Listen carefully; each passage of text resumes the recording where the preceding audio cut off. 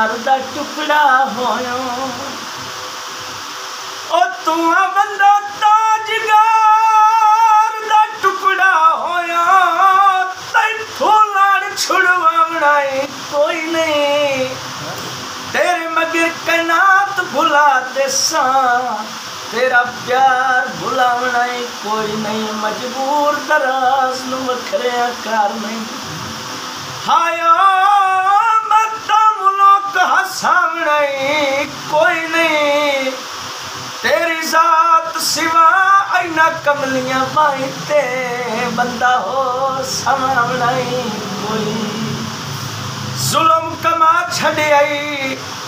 चंगा मेरा बेली बने आए मैनू चरास्ते ला छड़े आई।